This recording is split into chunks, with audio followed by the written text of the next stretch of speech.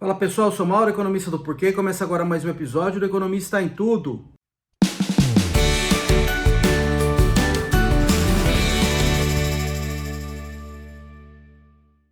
Para você que está chegando por aqui, eu convido a se inscrever no nosso canal e ligar o sino para receber as notificações. Toda semana 2 vídeos novos. Também dá uma olhada no nosso site www.porquê.com.br, que tem bastante conteúdo escrito lá. Falar hoje de Copom, né? Copom, Comitê de Política Monetária do Banco Central, que se reuniu na semana passada e determinou os rumos da Selic, né? Que é a taxa de juros básica da economia. E a gente viu aí uma subida bem forte na Selic, tá? Subida de 1 ponto percentual. Então agora ela está chegando a 12,25% ao ano. O que está acontecendo? Inflação alta no Brasil. Expectativas de inflação também altas, estão descoladas da meta do Banco Central, que o Banco Central precisa cumprir, e o Banco Central está reagindo a isso, subindo a taxa de juros. Já vinha subindo antes e agora aumentou a dose. Não só aumentou a dose, mas está prometendo mais 2 aumentos de igual magnitude. Então voltou aquela história da forward guidance, de anunciar meio que antes o que vai fazer mais para frente. Então, a Selic, logo, ela vai chegar a 14,25%. Isso é mais alto do que o topo da última subida, da última escalada da taxa de juros que teve em resposta àquela inflação lá do pós-pandemia. E aí está no nível que estava lá na época da presidente Dilma, em que a inflação passou de 2 dígitos, e aí o Banco Central começou a subir absurdamente a taxa de juros para combater essa inflação alta. Só que lá a inflação estava em 2 dígitos, aqui ela está alta, tudo bem, mas ela está perto de 5% ao ano. Então isso quer dizer que a taxa de juros real, que é a taxa de juros descontando a inflação, ela vai chegar no nível bem mais alto. Tá? E isso vai jogar contra o crescimento da economia. Porque acho que é isso basicamente isso que a política monetária apertada faz. Ela esfria a economia. Esfriando a economia, quem está aumentando o preço não consegue fazer de maneira tão fácil. Isso limita os repasses de preços e aí a inflação ela diminui, tá? Diminui o ritmo de aumento dos preços. De novo, o que está acontecendo aqui que o Banco Central está dizendo? Então, primeira coisa, um aumento grande já era esperado. Esse aumento estava no radar, mas não era uma coisa assim esperada, largamente esperada. Então, esse foi um aumento grande, e não só isso, essa promessa de 2 aumentos também de igual magnitude para as próximas 2 reuniões também foi uma coisa bastante diferente. Então, isso realmente foi uma coisa que não estava totalmente no radar do mercado, vamos dizer assim. Tá? Então, o que está acontecendo, de novo, você tem inflação alta, e não só isso, né? Acho que o mais importante para o Banco Central é que ele não está controlando a inflação hoje. O Banco Central está controlando a inflação alguns meses na frente, está tentando influenciá-la. Tá? Então isso depende muito de expectativas. Se vocês têm expectativas altas de inflação, os produtores, os vendedores, eles estão esperando uma inflação mais alta, então e quem também está negociando salário, está esperando uma inflação mais alta, não quer deixar o preço ou o salário fica muito defasado. Então, hoje, já na renovação de contratos, já no repasse de preços de salários, você já vê aumentos maiores.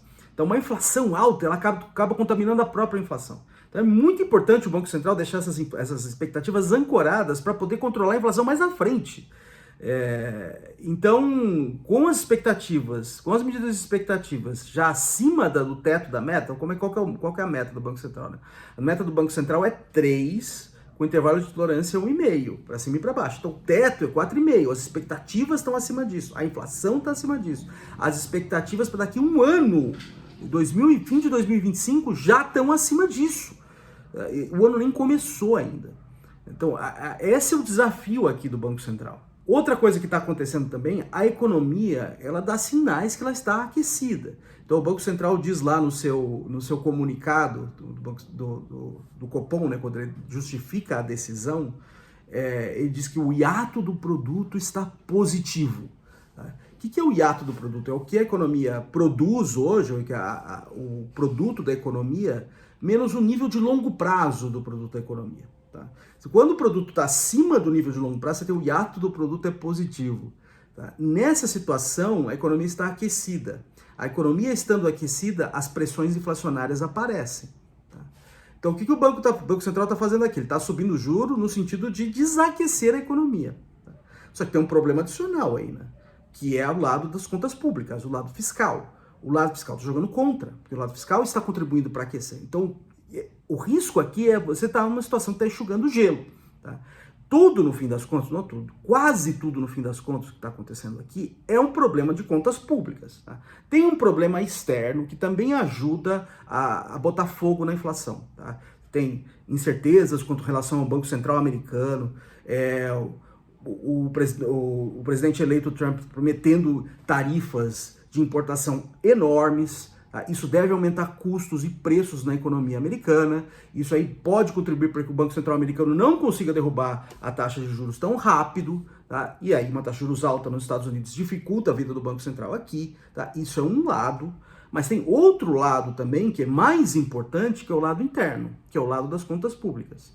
Então uma coisa que esse lado interno está fazendo é que, não tendo um ajuste nas contas públicas, um ajuste necessário, isso aí contribui para aquecer a economia. Então o Banco Central está meio que enxugando o gelo ali da política fiscal. Mas o lado da política fiscal mais perigoso aqui é o lado de longo prazo. Tá? Então o que a gente vê? A gente vê nos últimos meses uma deterioração do cenário fiscal. Tá? Não só do cenário fiscal hoje, que é ruim, mas uma expectativa para o futuro. Então, o que o governo precisa fazer? Então, o governo ele gasta mais do que arrecada. Ele gastando mais do que arrecada, ele precisa tomar emprestado. Tá? Quando ele toma emprestado, ele paga juro. Quem está emprestando dinheiro para o governo quer receber. Querendo receber, ele precisa que a situação fiscal do governo no longo prazo ela esteja minimamente bem sinalizada. Tá? O problema é esse agora, ela não está muito bem sinalizada. O governo veio com um pacote de corte de gastos, mas foi um pacote totalmente torto e mal anunciado, e as coisas só pioraram. Então, essa perspectiva futura de um fiscal desarrumado contribui para duas coisas: para piorar as expectativas de inflação. Por quê? Porque começa a ter cenários lá na frente que o governo não vai conseguir honrar seus compromissos e pode recorrer, por exemplo, à impressão de dinheiro no desespero. Isso gera inflação no futuro. Gerando inflação no futuro, a expectativa sobe hoje. Tá? Outra coisa que isso contribui, um fiscal desarrumado, para quem quer botar dinheiro no Brasil, meio complicado, tá? Pelo menos uma perspectiva de fiscal desarrumado. Isso aí tende a diminuir a entrada líquida de recurso no país, ou aumentar a saída líquida, e isso aí pressiona o dólar. Tá? Então, o que a gente está vendo agora, o dólar sendo muito pressionado, e o dólar também bota fogo na inflação. Tá? Então, você tem todas essas coisas acontecendo, e a tarefa do Banco Central aqui, o desafio do Banco Central é enorme. Tá? Enorme porque no lado fiscal as coisas não estão caminhando bem, essas coisas tinham que caminhar juntas para o controle da inflação, e elas não estão caminhando de maneira correta, tá? Para controlar a inflação. Você tem o Banco Central tentando ali subir o juro para controlar a inflação, só que do lado das contas públicas a coisa não tá funcionando muito bem. Tá? E é esse que é basicamente o risco aqui para a inflação, o risco para a política monetária. Tá? Teve uma coisa boa que veio dessa decisão, que eu acho, que é o seguinte: vai ter uma transição agora do presidente do Banco Central. Vai sair o Roberto Campos Neto, que foi indicado na gestão Bolsonaro, e vai entrar o indicado, o Roberto Campos Neto, muito criticado pelo presidente Lula, e vai entrar o indicado pelo presidente Lula, que é o Gabriel Galípolo. Tá? E aí, como vai entrar uma pessoa indicada pelo presidente Lula, e o presidente Lula criticava a gestão anterior, fica todo esse negócio no ar. Será que vai ter ingerência política ali no Banco Central e tal? Então tem esse risco aí de arranhão de credibilidade. Tá? Eu acho que aconteceu aqui, teve o seu lado bom, porque primeiro, teve uma subida grande que já aconteceu no fim da corrente de gestão, e essa promessa de continuar para o futuro, meio que diz, olha, já está contratado um aumento. Tá? Então tira um pouco ali daquela pressão inicial, pelo menos, de reverter a política monetária em cima do Gabriel Galípolo. Então eu acho que dá um pouco mais de continuidade aí às decisões, que são decisões em larga medida técnicas, tá? E como deveriam ser. É isso aí, pessoal. Muito obrigado por ter assistido o vídeo. A gente volta a conversar mais na semana que vem. Deem uma olhada no nosso canal, tem bastante conteúdo escrito lá. O endereço é www.porquê.com.br. Também nas redes sociais, no YouTube, no Facebook, no Instagram e no Twitter. E é isso aí, até semana que vem. Um abraço!